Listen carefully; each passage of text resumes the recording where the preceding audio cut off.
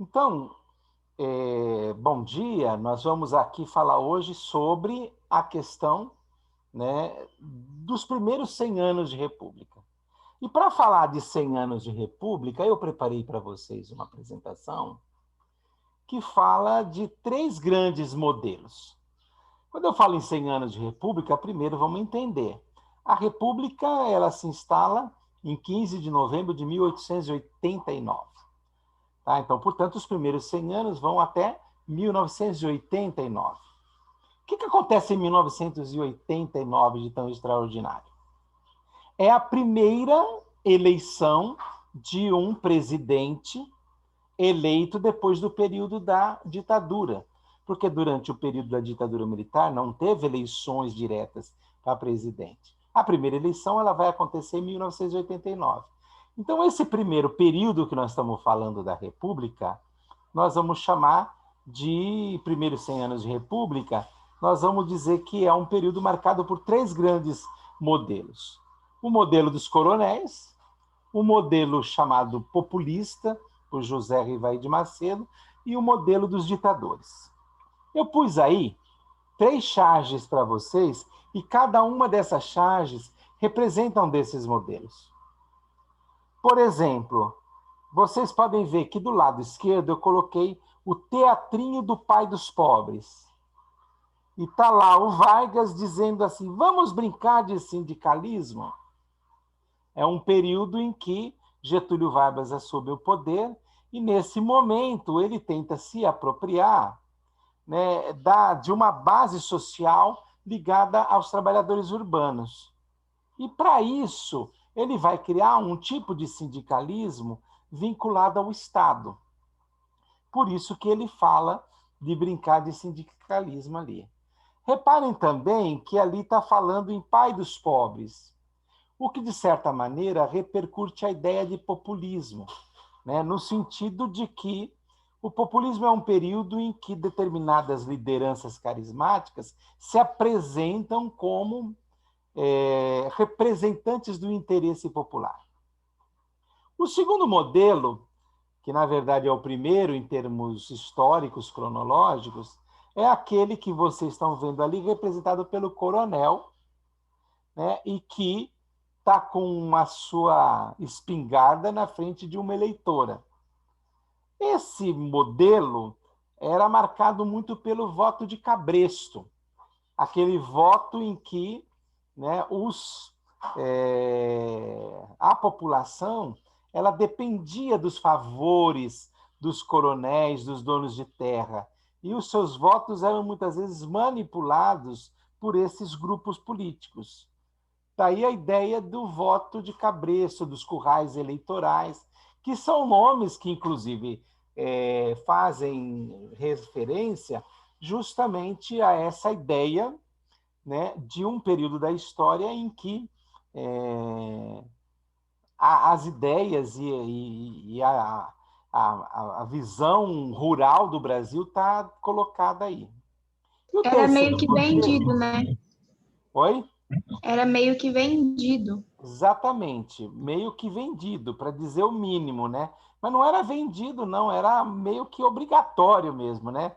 Os donos de terra, eles controlavam a vida dentro dessas fazendas, né? E os colonos, eles não tinham muita alternativa, né? Não tinham muita consciência política e estavam, de certa maneira, comprometidos com os interesses dos donos da terra ali, que muitas vezes eram vistos como aqueles que lhes ofereciam e garantiam o favor que dava a eles o direito de ter uma terrinha para plantar, para criar seus filhos, aonde morar.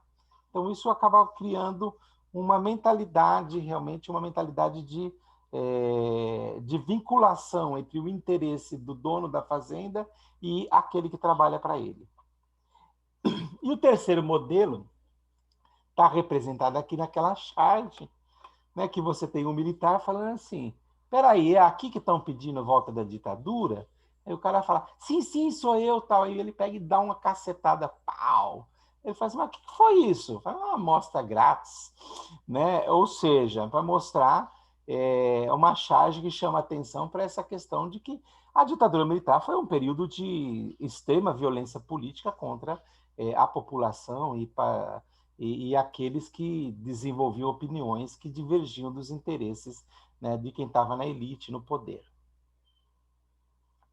É sobre esses três modelos aqui que eu pretendo discutir um pouco melhor.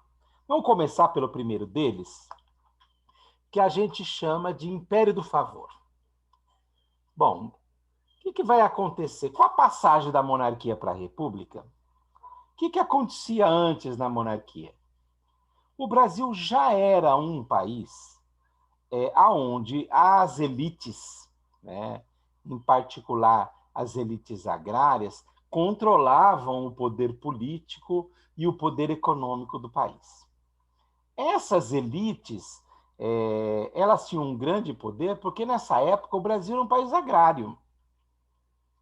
E por ser um país agrário, as suas atividades principais e a sua economia girava em torno da produção agrícola mesmo. A população rural, ela produzia, portanto, a riqueza do Brasil, na colheita de cana-de-açúcar, de algodão, de cacau e de café. Principalmente de café. Tá?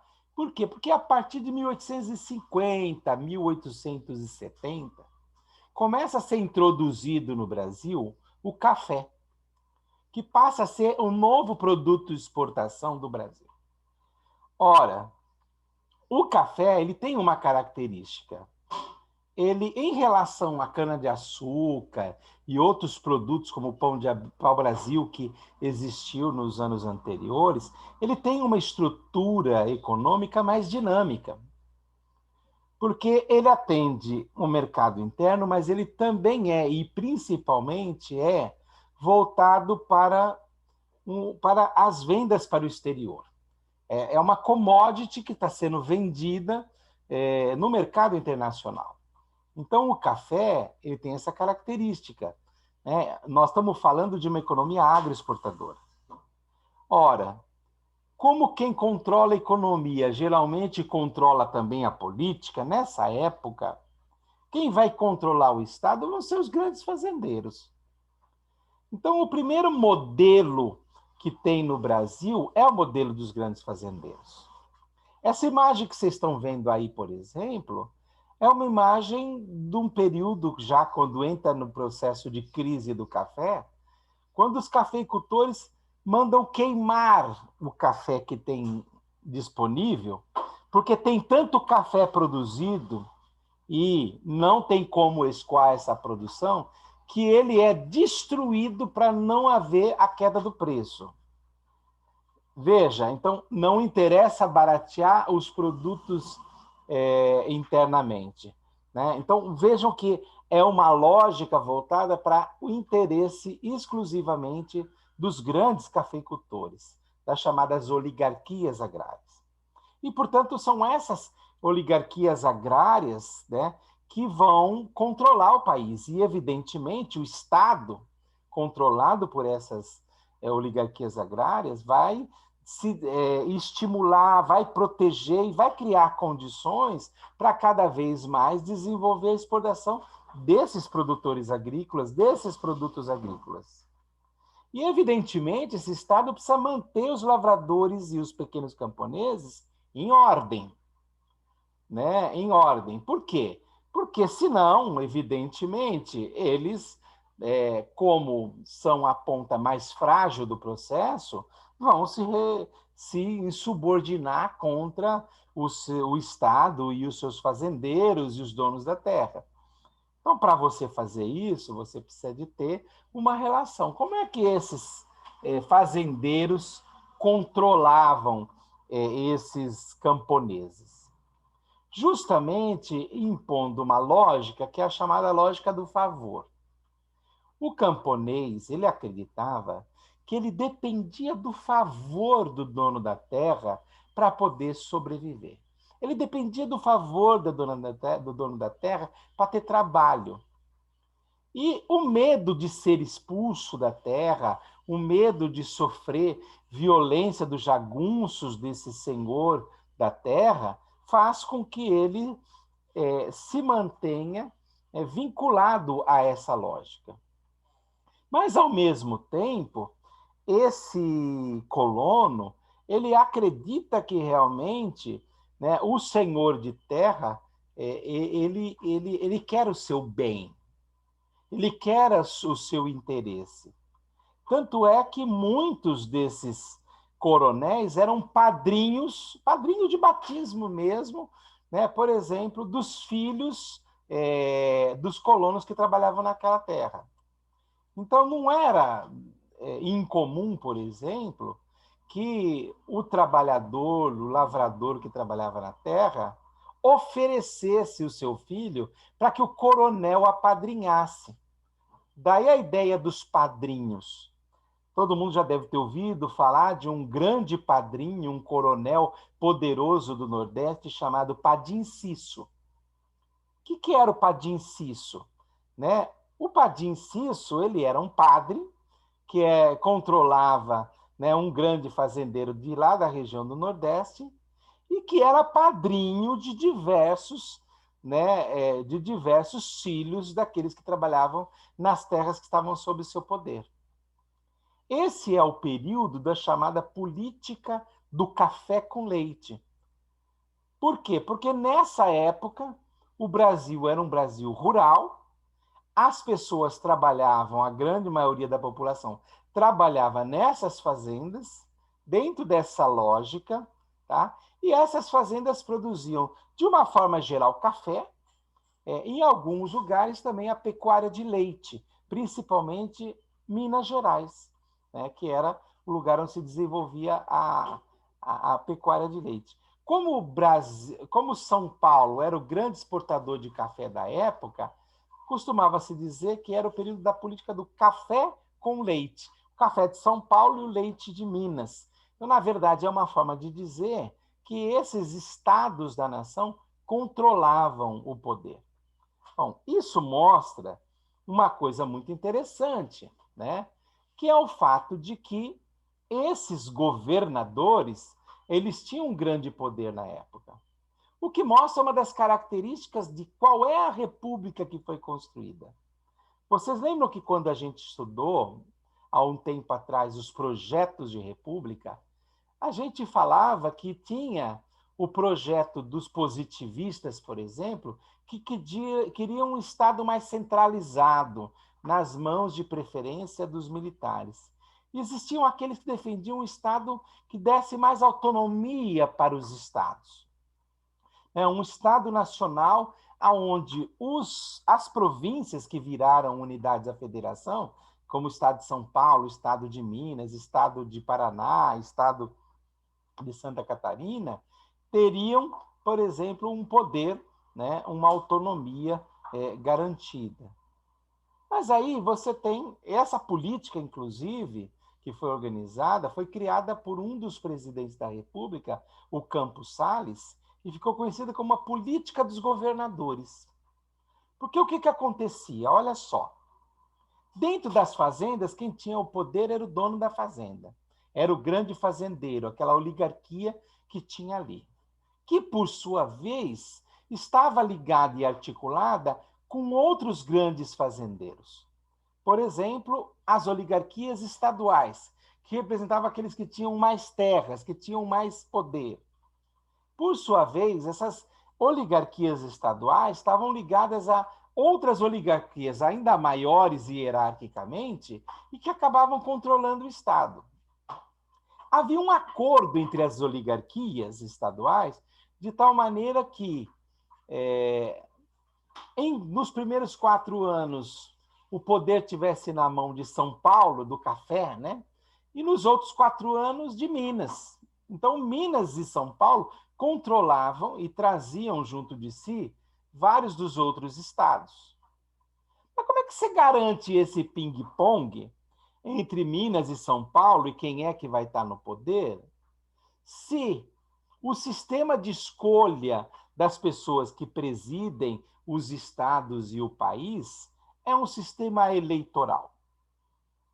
se quem vota é o povo que vive nas fazendas?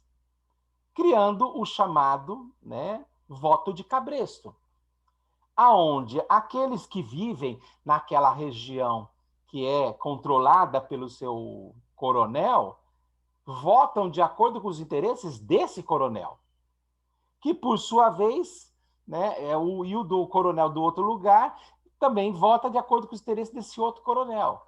E assim mantém-se um certo equilíbrio entre essas oligarquias agrárias, que dá a elas a possibilidade de se dar o luxo de ficar alternando-se no poder, mantendo sempre a oligarquia. Uma hora de São Paulo, outra hora de Minas, uma hora da Paraíba, outra hora pode ser do Rio Grande do Sul, mas sempre sob comando desses dois grandes grupos que são os que estão ligados ou aos mineiros ou aos paulistas.